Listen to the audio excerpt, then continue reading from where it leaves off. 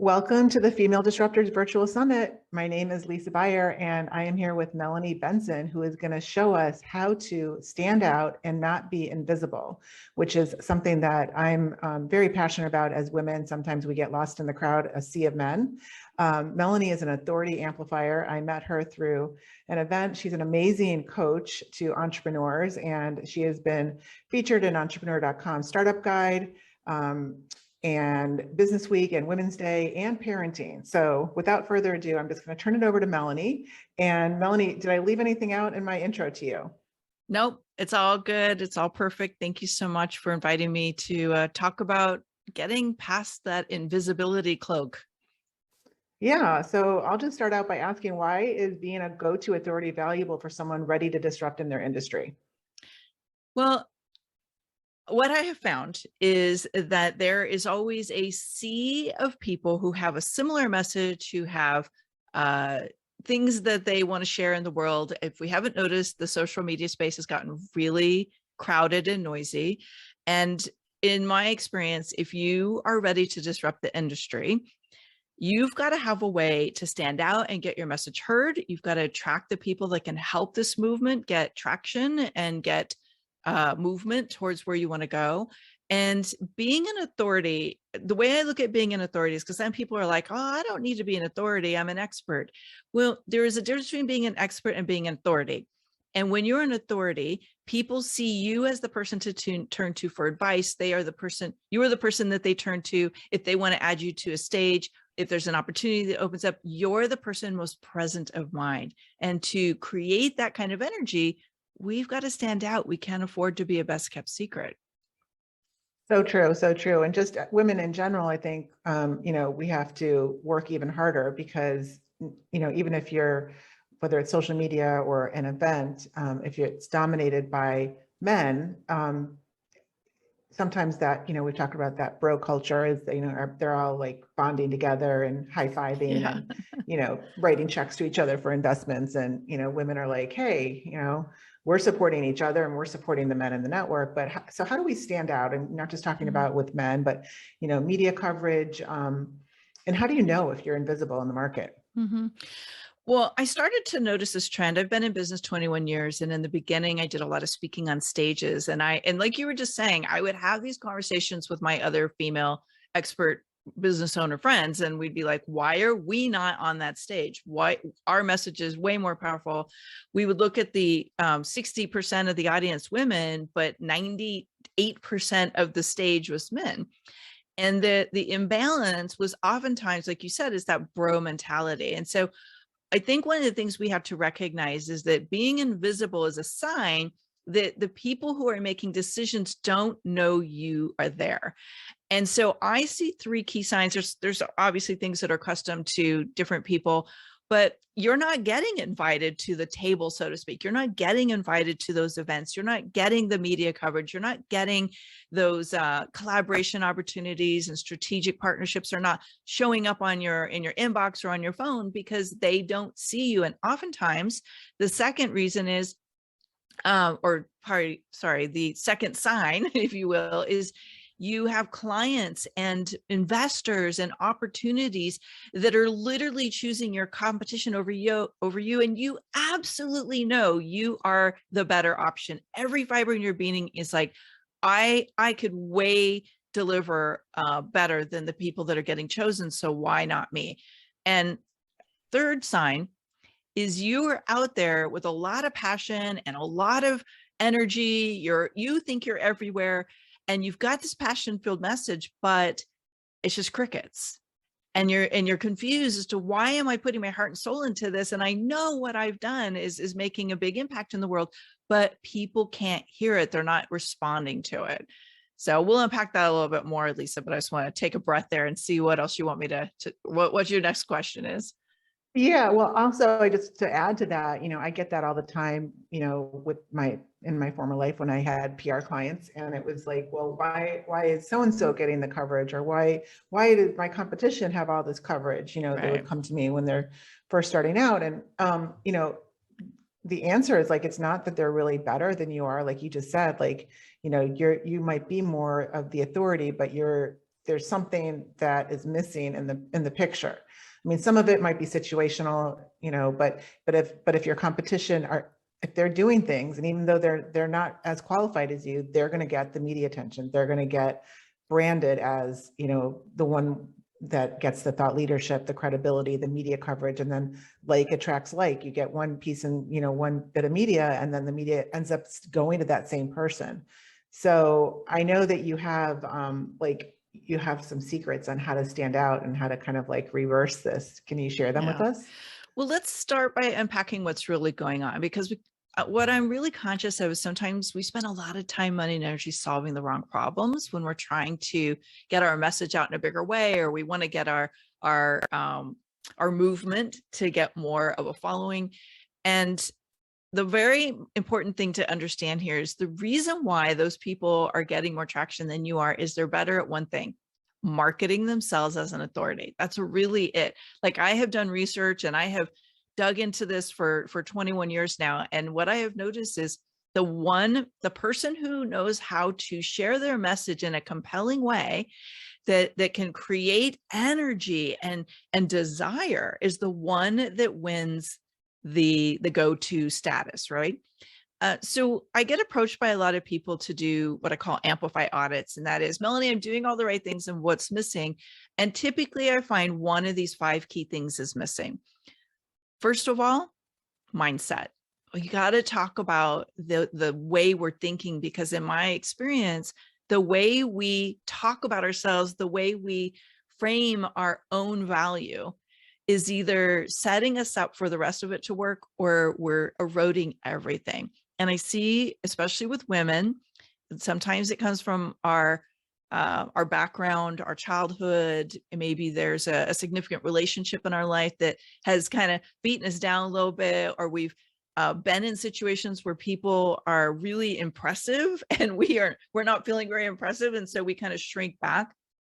Our mindset and the way we see ourselves is either giving us confidence and fuel and stoking the fires, or it's causing you to shrink back and to make yourself invisible, whether you are conscious of it or not. So mindset has got to be plugged in to your value, to your power, and these 4 other things can really help. So Lisa, the first thing I look at, if I'm like, okay, they've got the confidence, so what's missing is the message. And this is a huge problem for people who have a lot of passion. They know they've got something that's going to make a huge impact in the world.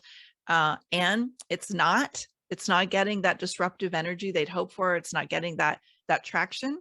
Typically, it's because the message you're putting out is not compelling and creating desire in the intended audience. And so as kind of a sister issue to that, Lisa, is they don't really know who their niche is. And so they're talking to everyone and no one is listening. And these 2 are kind of like the 1-2 punch, so to speak. When I'm working with really passion-driven entrepreneurs and change makers, people who want to blaze a trail, oftentimes I'm finding that what makes sense to you because you're living this message isn't translating because you don't know how to shape the message so it's compelling. And other people, like I call it like disrupting the status quo. You're like disrupting the messaging that they're hearing every day, and you're kind of in their face, so to speak, with something that is so relevant and so poignant that they lean in and they're like, oh my gosh, Lisa is talking to me right now, or Lisa is saying something that is so hitting all of my alignment vibes that I've got to pay attention. So a mismatched message is huge. And the way to fix that is to know who your niche is. And I'll give a little formula in a minute, but there's a way to figure out who is my person, who is really the person that's going to stand up and become a part of this movement, this work that I want to do in the world, or this message I have for people, and pay attention. Now, there's a couple other littler things or bigger things, depending on how you look at them. And one of them is you don't have an authority platform. So an authority platform is just like what you're doing right here, Lisa. You have put on this amazing event for female disruptors, and you have positioned your authority in the world and every speaker on this stage. And There are other ones you don't have to put on a big event. You can get involved in podcasting. You can host a podcast. You can host a show. You can write a book. You can be when you really find like a signature offering and you get that out in a bigger way, that becomes a form of an authority platform.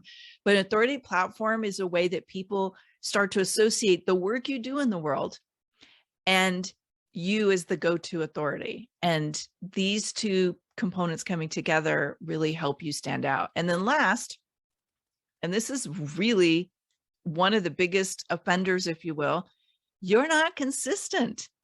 Okay, so if you're doing all the other things right, and you're not consistent with your brand, with your message, and with being featured on authority platforms, you're still going to be invisible. I'm working with a client right now who they're really powerful. She's very powerful at the work she does. She does something around social trust building, but nobody was hearing her. Nobody was seeing her because she wasn't consistent standing out with her message on all her different platforms. So one simple shift in consistency, I had her introduce a new show that she does every week. All of a sudden, all the tables turned. She's getting booked everywhere. The brand got a bunch of momentum. She started getting clients knocking on her door again. So consistency really pays. I have a question. I'm just asking Anna to put her question in the chat. She raised her hand. Oh, sure. Let me see what she said. Oh, she asked, what was the fifth? That's four. So mindset, mismatched message, a bit of a tongue twister, not knowing your niche, lack of consistency, and lacking authority platforms. So those are the five. So I have a question on the authority platform. And Anna, if you have any other questions, everybody, if you want to put questions in the chat, I had a couple messages come through on my phone too. So a lot yesterday, one of the common themes yesterday for the Women in the Metaverse was community. And so when you say platform, so would you consider, like, for example, a Discord community, your platform, or a Facebook group, if you were talking about Facebook, your platform? And I would personally, but I don't know if that's something that, it falls within your definition of an amplifying platform. Yeah, I love this question, Lisa. I think anytime where you are in the leadership role and you are the person who they're turning to for advice, puts you into an authority platform. I think Facebook groups, Discord groups, anytime, LinkedIn groups, if that's your thing, although those aren't quite as popular as they used to be. Anytime you are seen as the leader and you're holding space for the conversation, you're the one that's moving that conversation forward and nurturing the people in that community, then you have an opportunity to turn it into an authority platform. So I would say absolutely. Yeah, I love that. And I feel like, community is the new buzzword, but for a good reason. I mean, there's a lot of transition happening now from Web 2.0 to Web 3.0. And, what worked before isn't necessarily going to work in the future. And we're kind of reinventing community and what that looks like. And just asked, she said, what is the formula for identifying your niche clients? Are we ready to talk about that yet? Well, so I know we've got about 5 minutes left. I want to talk about what we can do to be a standout disruptor and really shed this best kept secret syndrome. So I'll try and squeeze that in, Anna, but I promise I will be happy to share some extra resources if we don't get to all the good questions. There is one very, very powerful thing, and I shared a little bit of it, and that is introducing an authority platform. So let me combine Anna's question with creating an authority platform, because I mentioned my client who we basically leveraged Twitter chats for her. And what I did with her to help her unpack her authority platform was I figured out what was her client base excited about? Where was the energy that was really like building momentum? And what was the problem that her industry was creating that she was uniquely qualified to solve? This is one of the best ways to uncover an authority platform and a niche, is to look at where's the intersection of your superpowers and the problems that your industry is having, and where can you cultivate authority and rise into a leadership position. So I'm hitting the high notes on that. One of the things that I love is I really love to customize these things to my clients. Yes, there's some formulas and there's some systems, but if we really want to connect deeply with the people that we're building community with, and make movement happen and give people hope and inspiration, which is what we deeply need right now, is you've got to have a message that's compelling. And one of my formulas is using the rocks method to help people uncover that message. So I'll hit the high note on it, Lisa, because I know we're tight on time. It's relevance, outcome driven, credibility boosting, and specific. And what that basically means is you have a way of creating a message that is going to stand out in the metaverse, in the universe right now that we serve, because what we're talking about is piquing people's interest, because it's what they're losing sleep over. It's what they're pining for. It's that secret desire they maybe haven't even told their best friend yet. But because we're living and breathing it, we know how to create a golden thread between what we know works and what it is they're searching for. I love that. We have until 1:40, so we're Oh, okay, still cool. okay. Yeah. We can unpack a couple more things here. Yeah. Good. Claire is asking, can you repeat what the ROCS is again? Sure. It's relevance, outcome driven, credibility boosting, and specific. Love it. Yeah. And are we good with identifying the niche clients? I think so. It's a whole lesson in itself. Like we could literally take the whole 20, 30 minutes and unpack that. But, you know, if anybody's got more questions, please feel free to reach out. I'll share a resource that might answer some of your questions as well. So there's two questions that if we can get to. Sure. Anne you said that you would give that the niche. How to? Yeah. So I talked about it a minute ago. The way to find a niche is to really look at what your superpower is and what is the problem that is being created in your community, and look at, oh, I know what it is I didn't connect this one last thought, and look at where's that intersection of that, and then who is the group of people that is searching for that solution or that person that can help them achieve that outcome. So it's basically a trifecta. Your superpower, what's the problem you're uniquely qualified to solve, and who's out there looking for that. So that's the starting point that I help my clients really dig into the niche, because a niche can be wide, meaning like you do one thing for a lot of people, or it can be narrow in the sense that you are you do a lot of things for one type of person, or it can be a micro niche, which is becoming really popular. And I think one of the things we're going to see that's disrupting the marketing world right now is micro niches are getting super hot, where you solve a unique problem for a unique person and really like digging in. And I know that might freak some people out. They're like, but I could do so many things. I know, I feel you. I can too. But when you lead with that, it helps you stand out, and it helps you position that authority so that people know you're the person to turn to, and then they get to know all the other awesome stuff that you can do. One more question. Do you recommend untargeted Facebook ads to let them self-identify? So I'm not huge on Facebook ads, and I'm not saying they don't work. What I find that works best is to test my messages on podcasts, in live trainings in my Facebook group. So one of the things I do in my Amplify Your Authority Facebook group is every week I go live on Wednesday to unpack a issue, something I hear coming up with my audience. So I literally test it on my own groups, and I use email marketing. So I'll test a topic or an idea with my list. And I have a bunch of strategies that I do in my group. You're welcome to join us there. What I find is that is a great place for me to get feedback from the people that I know are people that want to learn from me. So that's how I go about testing things.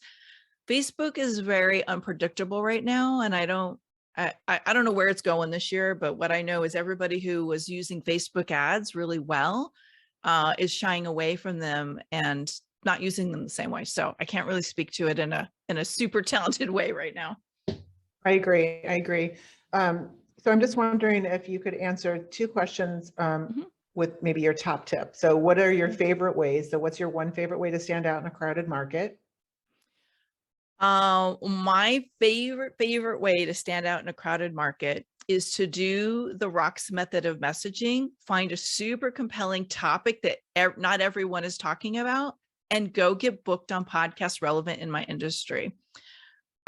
This is one of my favorite ways to do my 7-step plan. It's like the initial step in my 7-step plan is to get booked on my competitors and my colleagues' podcasts that share my target audience, and talk about something no one else is talking about, or talk about it in a way that other people are not already talking about. So that is my absolute favorite way to really kill it in the standing out right now. And I think it's going to continue to grow. I can add to that also, if that's what you're going to do, target podcasts. So there's a couple sources if you are trying to get on podcasts. One is called, his name is Jordan McGooley. I don't know if you've heard of him, but he sends out an email every week about podcast hosts that are looking for guests. And he's the founder of Contact Any Celebrity. So I can try to put this in some of the notes that we're sending out. And there's also Interview Valet. If you're looking to, that's another source for podcasts. There's hundreds of them, by the way. So you want to find one that really gets your market. Yeah, make sure, for sure. So what can we do to transform all of this visibility into financial abundance? I think that's the big question. Well, so if your goal is to build wealth or to build financial security, or even just to keep the cash flowing, I think one of the things that I hear in the market all the time is it's one thing to create visibility and it's another thing to create visibility that's profitable. So I'm a huge fan of taking the opportunities to be visible with your message, channeling them into very powerful opportunities to solve a problem with a lead magnet, and then transforming those people that are interested in raising their hand into community, like you're talking earlier, that leads to 5-figure client deals. So I am a huge fan of the high ticket offer. I know what I know is that most of my ideal clients would rather invest a little bit more and get more personalized support. And so I think there is a place for it in everybody's business, no matter what you do. And so I'm a huge fan of figure out a way to generate the buzz and the momentum, get visible, get consistent, then get booked on stages, get leads from those conversations, like attract the people who want more of you, and then create conversations with them that turn into 5-figure, maybe even 4-figure deals, depending on how we might structure your offering. So, and I'm happy to share a resource, Lisa, if that's appropriate to do that, to, kind of pull that together. I know people are like, well, how does that work? If you go to melaniebenson.com/disruptor, just like we spelled it here in Female Disruptor, that'll give you access to my Facebook group, which also gives you access to my 7-step plan to get booked, to get leads, and get 5-figure clients. So happy to share it with you. So it's a fillable plan that you can go through each step and put it together. And I unpack the strategies each week in my Facebook group if you want a little extra support. Definitely. Melanie is brilliant. So I would take her up on that. And the source, actually, I said the wrong name earlier. It's called Up My Influence for the podcasting source. So just Up My Influence. And then the other one is, we both talked about, was Interview Valet for getting booked or finding podcast guests if you have a podcast. But like Melanie said, there's tons of them, but those are 2 reputable ones that I would recommend. And there's probably, others that can be on the list too. Absolutely. And we share a bunch of them in my community as well. So find a place that really you feel aligned with and go get yourself booked to share your message so you can have a greater impact. Thanks for having me, Lisa. Thank you for being a female disruptor, Melanie. I'm glad that our paths crossed last year and we're able to collaborate on this, and this won't be the last, that's for sure. Yay, absolutely not. All right. Can't wait to meet all of you and keep getting your word out there in the world. The world needs you. Awesome. See you on the next session, and thank you for joining us in this session.